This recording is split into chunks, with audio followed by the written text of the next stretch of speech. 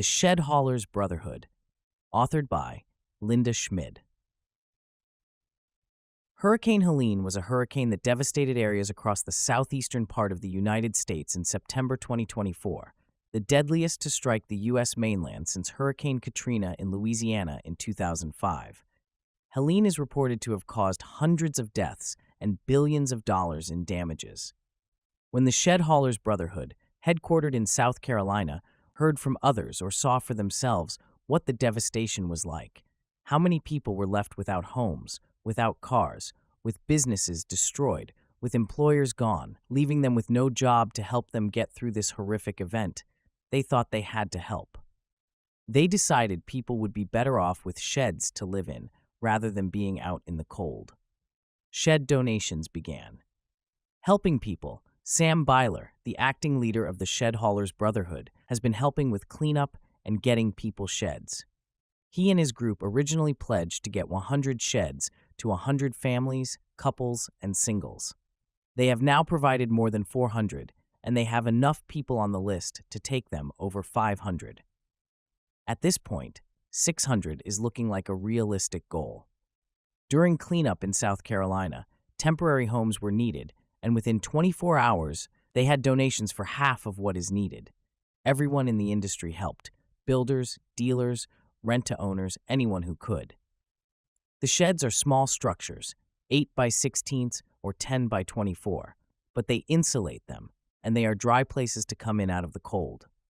There were some people who had no reserves: elderly, a veterinary service, and a few others who were likely to use these shelters as their forever home, so volunteers made them a little bigger and turned them into cabins. In Tennessee, trees came down and people lost electrical service. Some were without electricity for long periods of time, and people's homes were destroyed. In Tennessee and North Carolina, the earth had been ripped up, and when it rained, flooding and mudslides began. Many people lost absolutely everything. Byler said FEMA came out and issued vouchers for some people to obtain temporary shelter in motels, but sooner or later those vouchers run out. Other organizations have come out to help, including Amish groups, some church groups, and others. A group called Get Out of the Cold in Barnardsville, North Carolina, led by Jeremy Barker, is building sheds for people. Drivers from Texas, Wisconsin, Minnesota, Pennsylvania, and all over have come out to donate sheds.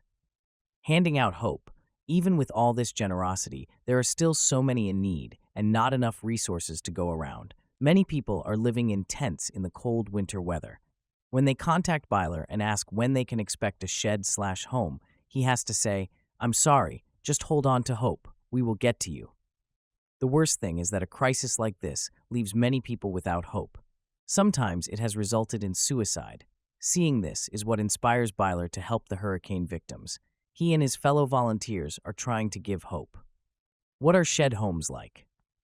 When people get their shed, they walk in, and it's snug and warm and clean. You can see in their faces that a little bit of hope has come back to them, Byler said. The sheds these volunteers are giving people are good shelter. They are insulated. They have decent windows and doors. Most people are using generators to provide electricity and heat, though it's always a struggle to get fuel for them. However, these tiny homes have no running water. Much of the area's infrastructure is gone. Sewer systems are washed out, and wells are contaminated. If they had plumbing in their homes, there would be nowhere for the waste to go. People are using porta potties and incinerating toilets. The Shed Haulers Brotherhood. Who is this group helping so many people? The Shed Haulers Brotherhood began when, in 2018 or 19, an owner-operator bought a new truck, but bad fuel messed up the engine, and the shed haulers on the Facebook page decided to come together and support him and another shed hauler whose new motor went bad. Together, the group raised the $31,000 that they needed to help both. The group then decided to become more formalized, and the original group had 289 charter members. Some members have come, and some have gone, Byler said. He believes membership is now around 250. However, it's not just the Brotherhood members who are involved in helping people. They have many followers and people across the industry who have stepped up. In fact, one volunteer said he'd never seen anything like it. Even church groups he's seen have not pulled together and been this committed to helping others. Helping comes naturally to the Brotherhood. They are committed to helping each other, connecting lenders with industry people, helping each other any way they can. Byler has said that he, as well as others who are helping, all have personal reasons as well for doing so. Someone helped them out when they really needed it. What now?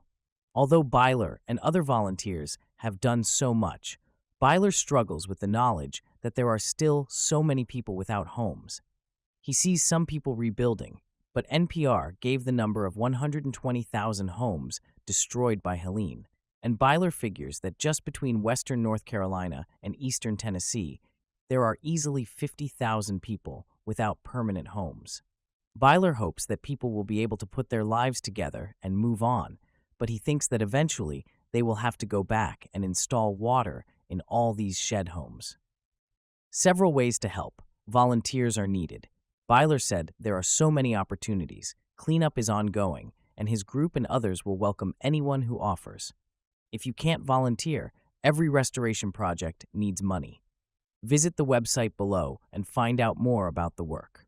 If you don't have money to give, Byler asks for your prayers for everyone who has been affected by Hurricane Helene.